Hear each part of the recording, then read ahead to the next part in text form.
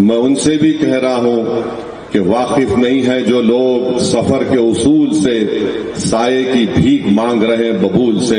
अरे जाग जाओ, आ जाओ मजलिस में, अभी भी तुम्हारे पास वक्त है, तुम और धोखा नहीं दे सकते। और मुझे यकीन है कि हमारे पांचों विधायक, पांचों एमएलए बिहार की असेंबली में इंशाअल्लाह ताला अपने अपने विधानसभा के साथ साथ गरीब और मजलूम अवाम की आवाज को उठाएंगे।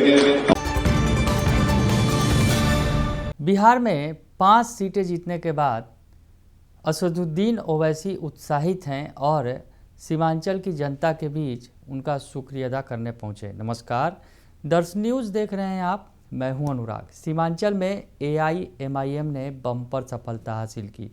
पिछले चुनाव में भी AIMIM ने 5 सीटें हासिल की थी, लेकिन 4 जो विधायक हैं वो RJD के पाले में चले गए थे बाद में।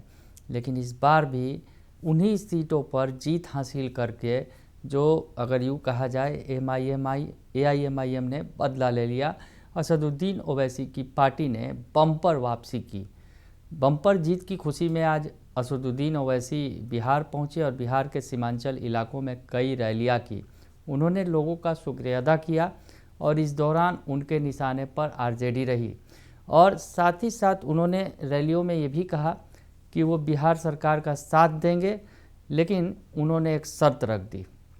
तो ऐसे में उन्होंने शर्त रखी कि अगर बिहार सरकार सीमांचल का विकास करेगी तो वो बिहार सरकार का साथ देंगे। तो कहीं ना कहीं नीतीश सरकार के खिलाफ वो ज़्यादा नहीं गरजे, लेकिन अगर यूँ कहा जाए कि उनके निशाने पर RJD रही, तेजस्वी यादव रहे। क्या कुछ कहा ओवैसी ने, सुन लीजिए आप। इस बात का इनको तकलीफ है और तनकीद कर रहे हैं कि असदुद्दीन ओवैसी दीन का सहारा लेता है।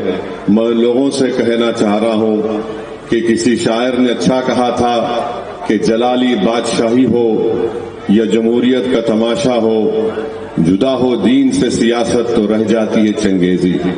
मैं अपने दीन को हरगिज छोड़ने वाला नहीं हूं, मैं अपने ईमान को छोड़ने वाला नहीं हूं।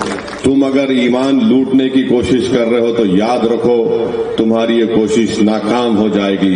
मुझे फख्र है अपने दीन पर, और सबसे बड़ा फख्र मुझे इस बात का है कि अल्लाह सुब्हाना व तआला ने हम तमाम को मोहम्मद मुस्तफ़ा सल्लल्लाहु अलैहि वसल्लम का उम्मती बनाया। इस पर कोई कॉम्प्रोमाइज नहीं किया जा सकता।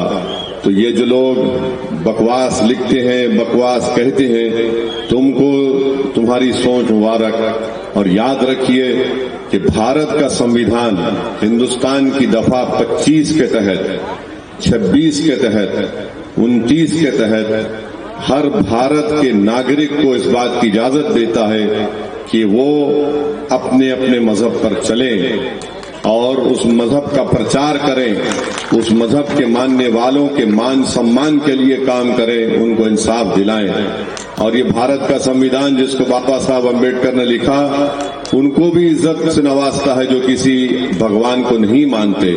मगर याद रखो तुम्हारे उसूल तुमको मुबारक। मैं तुम्हारे उसूल को ना तुम्हारी राह को देखना पसंद करता हूं। जो रास्ता हमको हमारे बुजुर्गों ने सिखाया है, इंशाअल्लाह ताला उसी रास्ते पर चलेंगे, इंसाफ हासिल करेंगे। और मुझे यकीन है अल्लाह की जात पर कि इंशाअल्लाह ताला यहाँ पर जरूर सीमांचल में इंसाफ होगा। और जो लोग आज मजलिस पर तनकीद कर रहे हैं, मैं उनसे भी कह रहा हूं कि वाकिफ नहीं है जो लोग सफर के उसूल से साये की भीख मांग रहे हैं बबूल से। अरे जाग जाओ, आ जाओ मजलिस में, अभी भी तुम्हारे पास वक्त है, तुम और धोखा नहीं दे सकते। सीमांचल में मजलिस के 5 अराकीन असेंबली की कामयाबी और मुख्तलिफ सीमांचल के असेंबली हल्क़े-जात में 80-80 हजार वोट हासिल करना, 50 हजार वोट मजलिस को मिलना, वो क्या कहता है? जो गूंगे, अंधे और बहरे हैं सियासी तौर पर, मैं उनसे कह रहा हूं ये एक अवाम के एक इनकलाब का आगाज है। अगर तुम इस इनकलाब का साथ ना भी दो तब भी ये इनकलाब कामयाबी के मंजिलों को छू कर रहेगा इंशाअल्लाह ताला। अब सीमांचल की अवाम जाग चुकी है। एक एक वोट जो पतंग छाप पर पड़ा है वो इसलिए पड़ा है क्योंकि उनको भरोसा है, एतमाद है और वो जानते हैं कि ये हमारी लड़ाई लड़ने वाली वाली पार्टी है और ये कभी आपके मफाद पर समझौता नहीं करने वाली पार्टी है। तो खैर अगर वो आए न आए, इंशाअल्लाह ताला हम अपने कारवान को लेकर आगे बढ़ते रहेंगे और मुझे यकीन है कि हमारे पांचों विधायक, पांचों एमएलए बिहार की असेंबली में इंशाअल्लाह ताला अपने अपने विधानसभा के साथ साथ गरीब और मजलूम आवाम की आवाज को उठाएंगे। और मैं आपसे वादा किया हूं कि 3 महीने और 6 महीने के दरमियान में मैं यहां पर आता रहूंगा। इंशाअल्लाह ताला मैं जरूर यहां पर आऊंगा, मुलाकात करते रहूंगा। तो सुना आपने कि AIMIM के जो चीफ हैं असदुद्दीन ओवैसी विधानसभा चुनाव में जीत के बाद उत्साहित होकर बिहार आए थे, बिहार के लोगों को शुक्रिया अदा कर रहे थे। कई जगहों पर उन्होंने रैलियां की, ठाकुरगंज में, बहादुरगंज में, कोचाधामन में और किशनगंज में उन्होंने रैलियां की। और उस दौरान जो है उन्होंने जो कहा कि सीमांचल के लोगों से कहा कि AIMIM को सफल बनाकर पूरे देश को एक कड़ा संदेश आपने दिया है। उन्होंने कहा कि यह संदेश उत्तर प्रदेश से में भी गूंजेगा और वहाँ के गरीबों को ताकत देगा। तो ऐसे में उन्होंने ये भी संकेत दे दिया कि आने वाले उत्तर प्रदेश के चुनाव में भी वो हुंकार भरेंगे। और साथ ही साथ उन्होंने जो कहा, सबसे बड़ी बात, RJD का नाम लिए बिना ही उन्होंने इशारों में जो है कटाक्ष किया और कहा कि जिनकी मैंने कभी मदद की थी वे अब रो रहे हैं। पटना में बैठे लोग मुझे कमज़ोर समझते थे, लेकिन हमने अपनी ताकत दिखाई है। दरअसल उनका निशाना RJD था निशाने पर। RJD से उन्होंने समझौता करने की भी कोशिश की थी, चुनाव के पूर्व गठबंधन करने की कोशिश की थी, लेकिन RJD ने उन्हें तरजीह नहीं दिया था। तेजस्वी यादव और लालू यादव ने उन्हें तरजीह नहीं दिया था।